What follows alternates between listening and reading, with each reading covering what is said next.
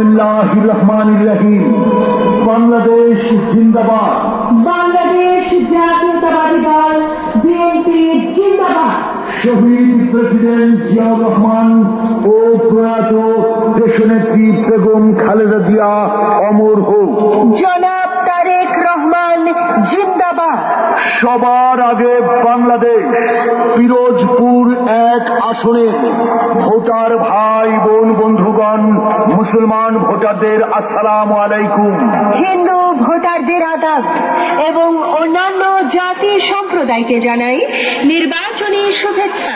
সম্মানিত ভোটারগণ, আসছে আগামী 12ই ফেব্রুয়ারি রোজ বৃহস্পতিবার আসন্ন ত্রয়োদশ জাতীয় সংসদ নির্বাচন।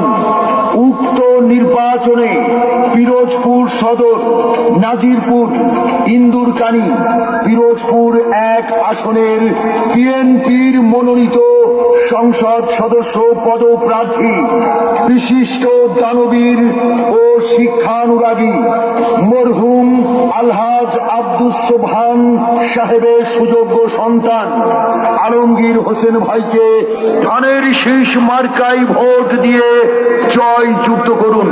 31 দফা বাস্তবায়নের মধ্য দিয়ে শিক্ষা ব্যবস্থার উন্নয়ন, কর্মসংস্থান সৃষ্টি, দুর্নীতি, সন্ত্রাস ও মাদক মুক্ত পিরোজপুর গড়ার লক্ষ্যে আসন্ন ত্রয়োদশ জাতীয় সংসদ নির্বাচনে পিরোজপুর 1 আসনে বিএনপি মনোনীত সংসদ সদস্য পদপ্রার্থী আলমগীর হোসেন ভাইকে ধানের শীষ মার্কায় ভোট দিয়ে পিরোজপুর সদর, নাজিরপুর ও ইন্দুরকানীর উন্নয়ন করার সুযোগ করে দিন।